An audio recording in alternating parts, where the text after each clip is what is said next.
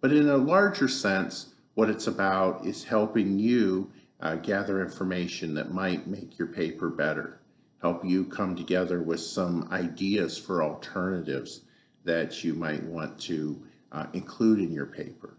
We're rapidly approaching the end of the semester, and I hope that all of you are very proud of how your paper's coming together, or at least how your research has prepared you to begin writing this paper. And so as you're beginning this work on the paper, I think what I want you to do is I want you to know that I'm available to you. And all you have to do is contact me, and I'll try to answer questions. I'll try to review things that you might not understand. If we were in a classroom, face-to-face setting, you would think nothing of coming down to the table at the end of class and asking me about something you didn't understand in the lecture or some concern you have about the paper. Well, what we have here is we have the opportunity to use either Microsoft Teams or at least our email to maintain communication and for me to help you in that same way. I suppose we could say we're fortunate to have the technology, but let's not let the technology be a stumbling block. We can always utilize it to maintain communication rather than to maintain our atomization. So when we talk about welfare economics, we're really talking about the stuff of policy analysis. Policy analysis presupposes that there's something that you can do to better people's lives. We say that this is a normative approach to policy analysis or a normative approach to public policy. It would be possible as scientists, as researchers, for us to just observe the world as it is and to write down what we see and to try to cause people to understand. But we're trying to do more than that. We're trying to come up with solutions for problems. It's a rule we set at the beginning of the semester that we would start with problems and we would work to solutions. And welfare economics provides some of these solutions, or at least it provides us some alternatives that might or might not be solutions. If you look at the two readings from Bardock here, the section 4 or part 4 of Bardock is encouraging you to look at other places and to see how other political communities have solved similar problems. It's asked you to look around for other alternatives that might not generally be offered in your community, and to say, well, how can we utilize these and how can we find similarities and differences between political communities that help us understand whether this policy alternative is going to work here.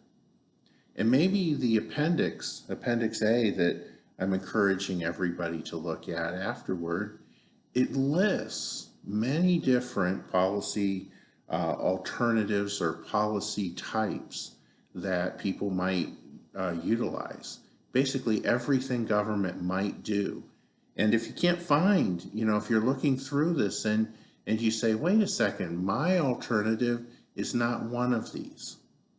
Well, first of all, you might find that in fact it is, and you just use different terminology than what Bardock does, and that's fine, although you should always remember that the people who do public policy have a jargon, have a subculture with its own language. And so if you can sort of use the terms that they use, it'll make you seem more professional, or at least one of them.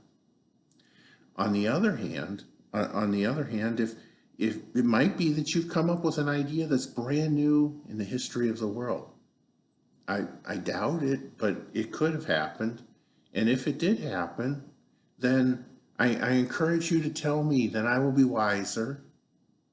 And, we'll work together. We'll send a message to Eugene Bardock, and maybe the next thing you know, you'll be a graduate student at UCLA. Wouldn't that be wonderful? Especially in the wintertime, maybe this time of year, there might not be any better place in the world than where you are. But more seriously, try to look through and try to see if you see your policy there, and if not, try to figure out why the type of policy that you're implementing, the type of alternative that you're selecting isn't there. If we can figure that out, it will help you a great deal. And then after that, you're going to turn to 2-slide presentations that talk about welfare economics and this idea that we can utilize incentives in our economic system, that the politicians can create incentives in the political system that will cause people, in the effort to benefit themselves, to benefit all of society. And that's, of course, a challenge, right? But ultimately, if you have the bulk of the people who want to accomplish something other than what the government wants from them, it's going to lead to a great deal of conflict. And if you're working at cross purposes with the people who are going to be spending money or trying to better their lives, exactly how are you bettering the lives of a community, of the people in a community, if you're doing for them what they desperately don't want you to do, or if when left to their own devices, they're doing something different? Now, when we talk about welfare economics, we're not especially talking about policies that are socialists in nature, right? Even one of the great heroes of people who look at welfare economics, John Maynard Keynes, who you're going to watch his video, didn't view himself, at least when he was in government, as a socialist, but as somebody who sought to mix the best elements of socialist type policies with encouraging the market to produce the outcomes. And if you don't think that the market can produce the outcomes, remember what we've said previously about markets spontaneously occurring. So if you are,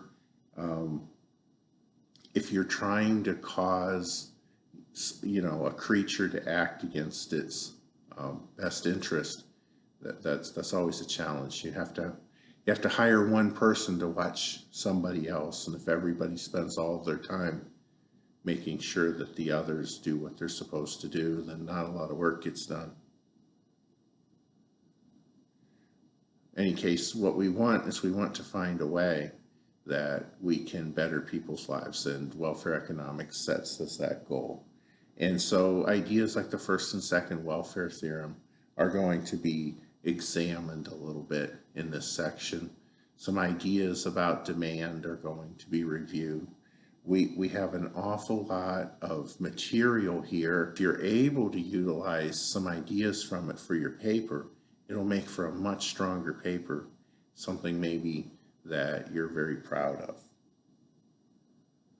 In addition to the Keynes video, you also have the blog video, which talks about welfare economics, and also looks at it from a historical perspective. How did this effort that began going on 100 years ago, how did it work out?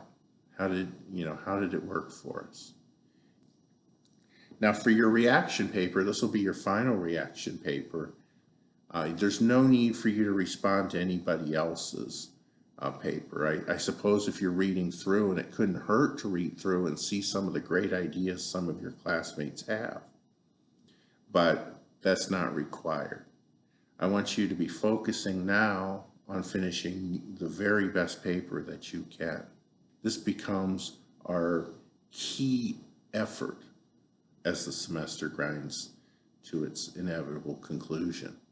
I was watching the clock yesterday, and I noted that no matter what you do, no matter how important your conversation is, no matter who you're talking to, in the end, the time keeps moving forward. And so you need to be aware of that as you're working to prepare your finish to the semester. So quickly, you need to do the reading from Bardock.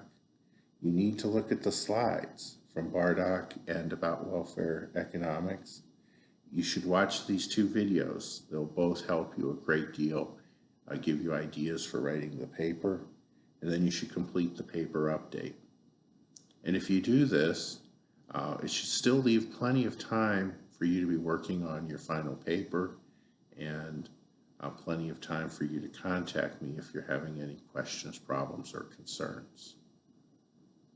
So that's what I have for you for this week. And again, I cannot emphasize enough that communication with me is critical if you have anything that you do not understand. You'd be better to find out that I'm not following you now than to find out that I'm not following you through your grade.